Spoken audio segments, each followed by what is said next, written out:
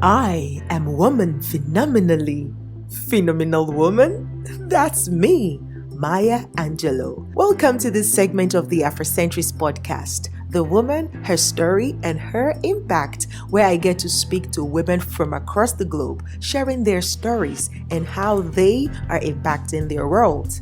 Coming to you every Wednesday, 4 p.m. GST, of course, with your favorite show host, the energetic EJ. So make it a date with me every Wednesday. The Afrocentrist podcast, proudly African. Hello and welcome to another episode of the Afrocentrist podcast, and especially this segment, The Woman, Her Story, Her Impact, where I get to speak to women from across the world, sharing their stories and how they are impacting their world.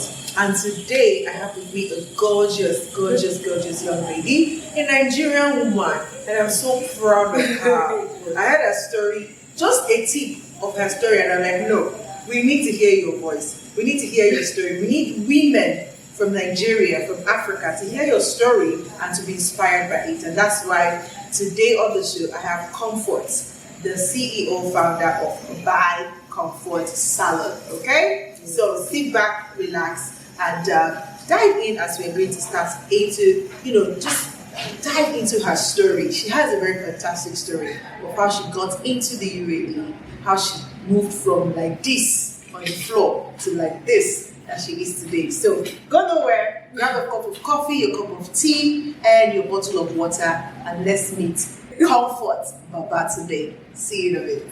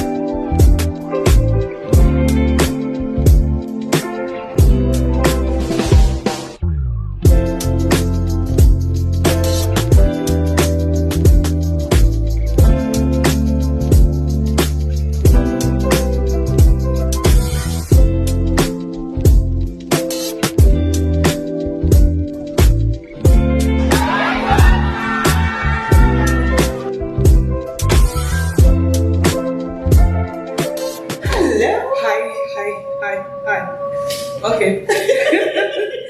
No. I know you said you're shy. I am, but it's okay. You're not shy and insane. I mean, the first time I met her, we were at a hangout and we were all introducing ourselves, and it was the authenticity for me. Like, she wanted to start like, oh, I've been in Dubai for so years, and I started as, like, please, I started as house help.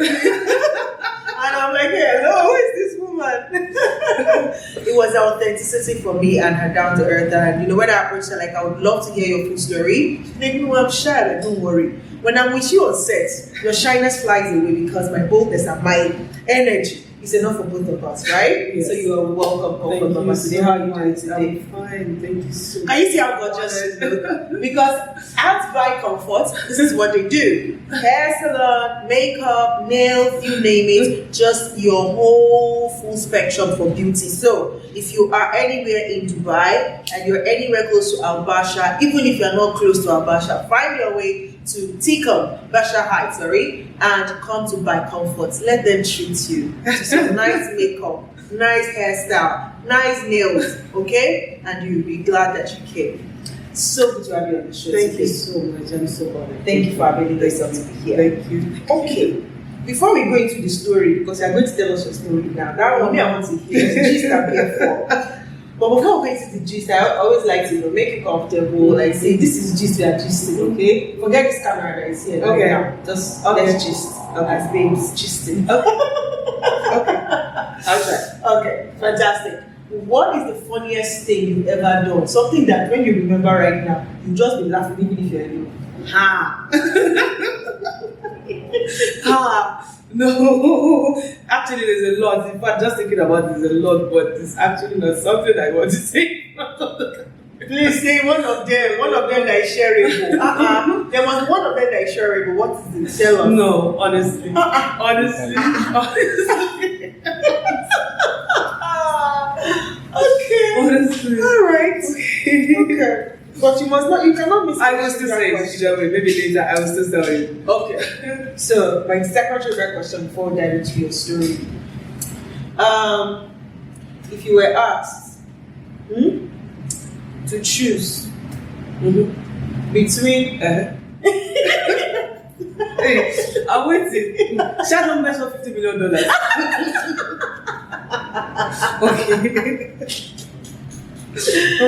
Okay. If you were to choose between being tall, right, and being huge, like round, which would you choose? The height Anytime. Do you know how intimidating that shit? Can you imagine? See, look at somebody that is shy. Like seriously, like you just woke up, like you just walk, you see somebody anywhere, like somebody's anywhere you forehead. enter, like they go like, Hi. and trust me, even my guy, I still look at him like this. Are you serious? Even with my heels, like wow. so it's the height for me. Take it like That's personally, preference, like that height. Are you all tall in your family? My dad was not tall. My dad was long. My dad was not tall. Like he was like. May he so rest in peace. Like he was really, really tall. Wow. Did Like- he play basketball? Nope. No. Was he in the army or something? Nope. He was a civil engineer actually. Yes. Wow. Like he's really tall. And my mother, and both of them they're like opposites of each other. Like my dad is like this and my mom is like that. But you understand why when you see my mom. The African, so you will know why the band is Curvy. Oh, so yeah. that's cool. Yeah. Oh, interesting. Good to know. Thank you. Okay, now we know something about you. She likes height. She's tall. Mm-hmm. It's okay, we know. Stop intimidating short people like us. No. So, Comfort, let us get into your story. Like, what is your story? Like where did you, where, let's begin from the beginning. Like, you came into the UAE 5 years ago. What were you doing before you left Nigeria, and why did you go to the UAE? Okay. First of all, I actually have an MD in sexual studies, and I have a BSc in International Peace and Conflict Resolution. Family of 5. I have an amazing elder sister, 2 amazing elder brothers, and a very beautiful, amazing younger sister. Yes. Love it. So, Kai, I don't even know where to start from, because honestly, I have done like a whole lot. Like, trust me when I said a whole lot. So, used clothes, cooking. In fact, it was a cooking story that was even very frustrating, and not because I wanted it to be frustrating. It was the Nigerian government that made it more frustrating. Okay, you had a restaurant. Yeah, it's more like okay. When I finished from school, I did not see. I've always had this thing like I don't want to work for anybody. I don't know why.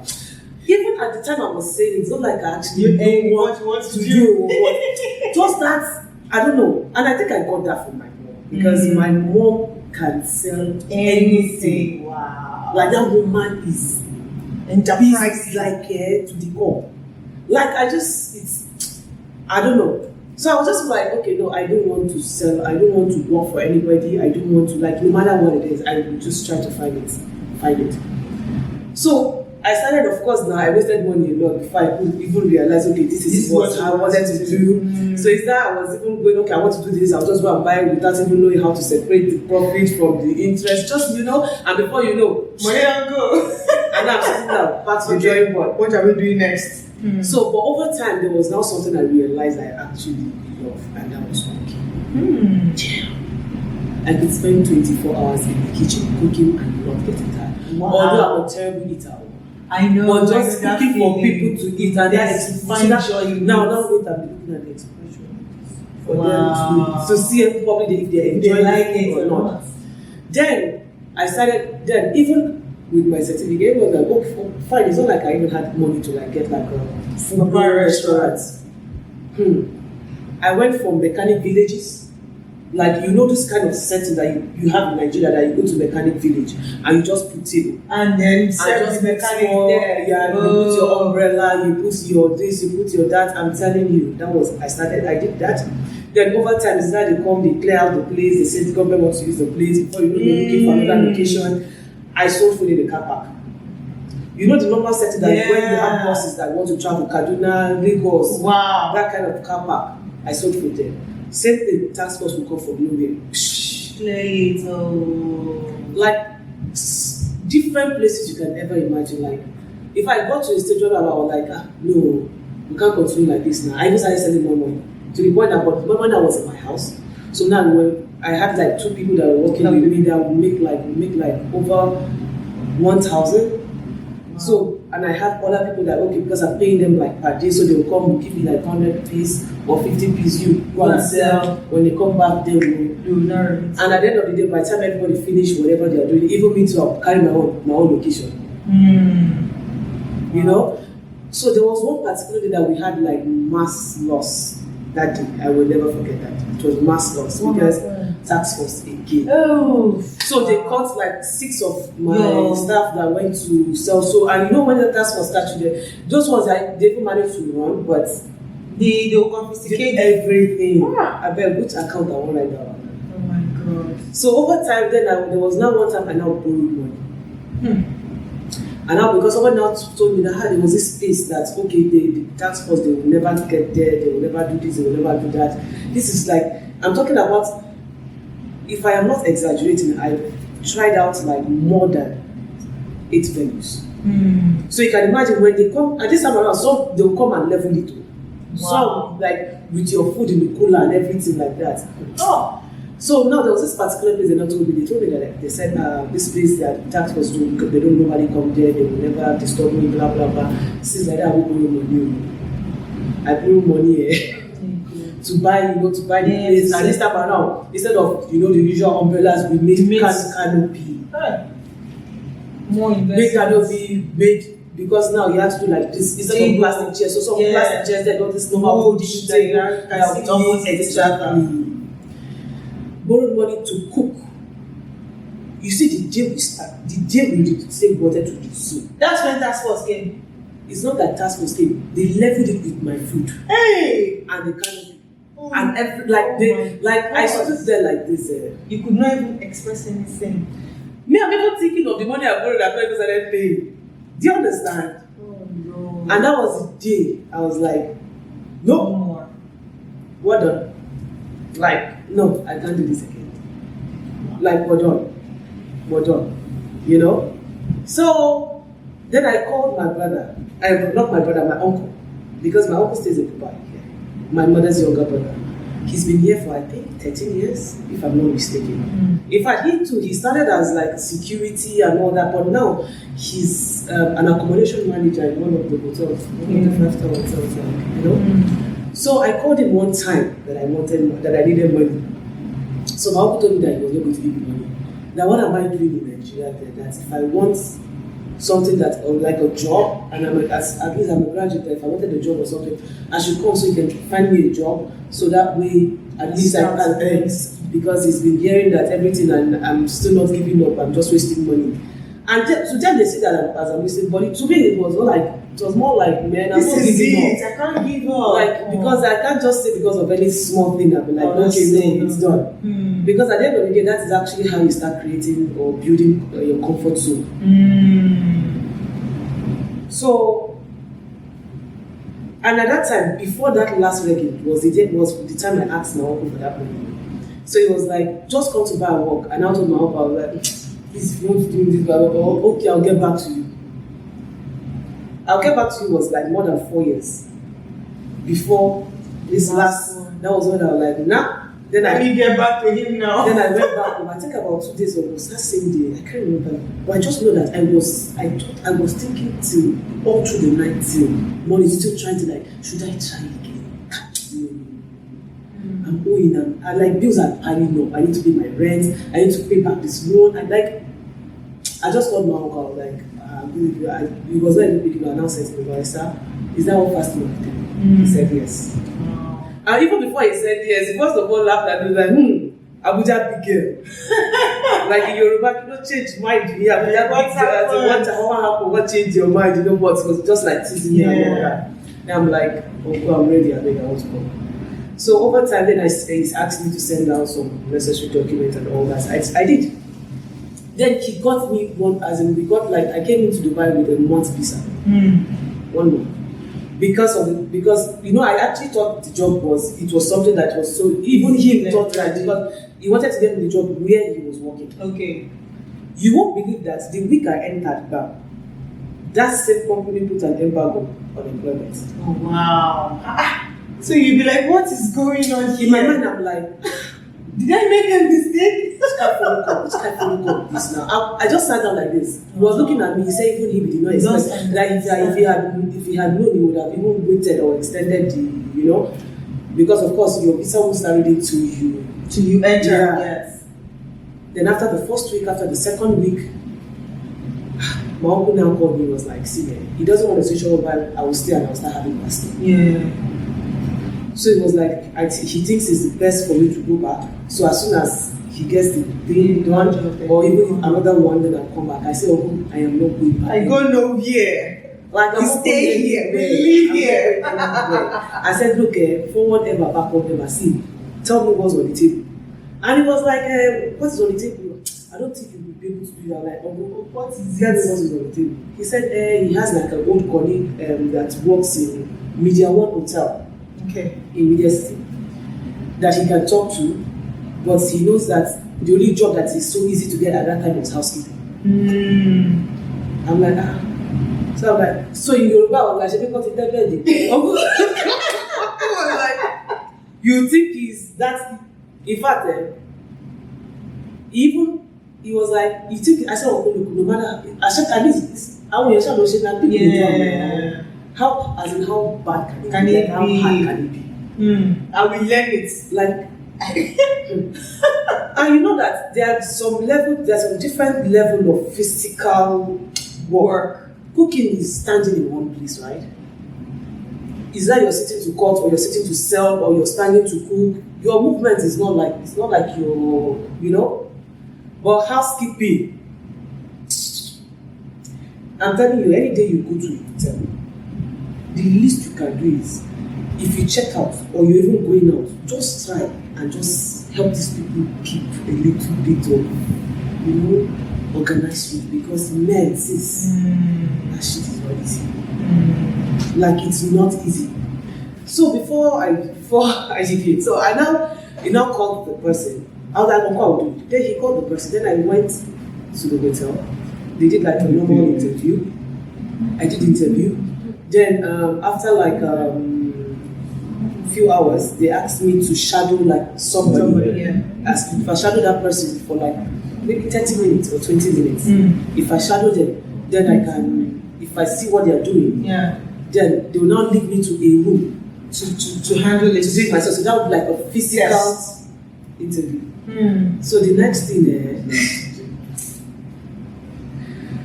I did interview. And then I went with this lady, she's a Filipino. I shadowed her for like, I think I shadowed her for we cleaned like 4 rooms together. Okay. So she now left me one. Mama, I did one I could do, but at least when she came, she saw the whole thing, then she called the manager. So the manager was now asking her, what does she think? Can she do it? I'm like, yeah, at least for the first time, why not? That is how I got the job. Then I got the job. What now happened? Then I resumed, I think 4 or 5 days later, the last week. For your visa to my visa to expire. That was how I such determination. So, sis, that was where it started. You see, the first day, because now I was cleaning, I think I was cleaning like minimum of 10 rooms a day. The truth is, the day I resumed there, because at that time, I think it depends on more checkout rooms and more, in when the guests are still inside. Okay. So now, I was cleaning minimum of 10 rooms. Since you see the first day, I resumed. In the middle of the night, I can never forget that I wanted to go use the washroom. Then I wanted to stand up from my bed. The next thing I just like this. I just screamed, yeah! You're back! Oh my god! Like I could not lift anything. Wow! Oh god! My back, I was walking like this. Of course, I went back. I just resumed. So everyone was like, don't worry, you get used to it and all that. Mama, that was how I did it, back to back. The first month, the second month, the third month, I realized, I'm really tall. I'm 6. I'm always bending to clean. I'm always bending to lay the beds. I'm always bending, so I started to take a toll on my back. That shit was not fun. Wow. So I now called my uncle one time. I'm like, Uncle, see, this job, it's not like that. I cannot do it, boy. The truth is not like I cannot do this job, but the truth is, I don't want to straight up by somebody is looking for something better. At the end of the day, you now get money and start treating yourself. I said, my back is aching, and this is not just normal ache. And I'm in my early 30s. I said, my back is aching. I can't do this. Then my uncle was like, okay, I should just calm down, let him see what that these people have. Of course, they're still not employed. Then, I think the ending of that 3rd month, I just called and I said, Uncle, because now, honestly, at that time, my back was getting worse. Yeah. So I was like, no. Can't stay. So I called my mom. My mom and my sisters were like, sure, it is when I start having issues or what's one thing that I want to know that it's serious that I should stop. Then when I now called my uncle, I told him, I said, see, I think if you can't get a new job, I will just go back home. So that was when he knew I was serious. So he was like, I should wait, let him talk to somebody in the hotel. Whether they can change. No, not even in that hotel. Okay, another hotel. It was called Gloria Hotel at the time. Gloria Hotel. That's secure.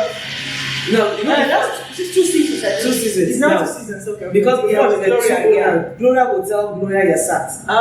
So I think they now sold to one.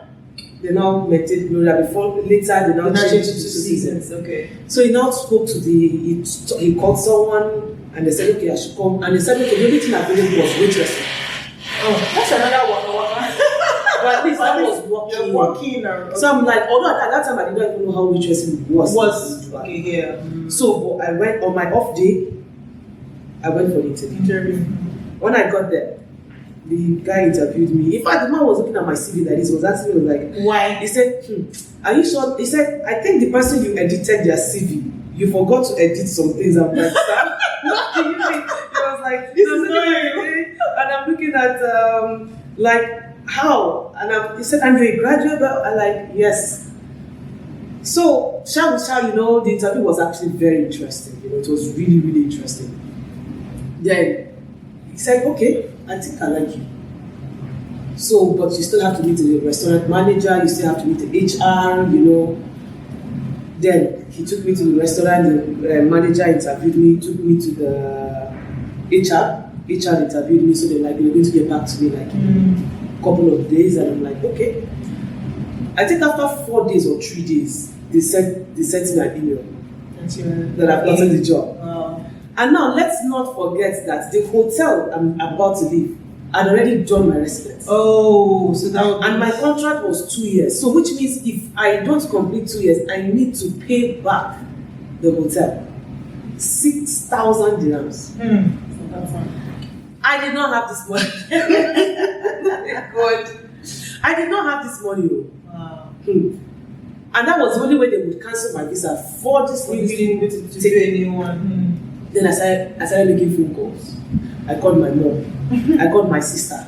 I called my brothers. I called my friends. So the ones they could send, the one I could borrow, I just jam, I give them.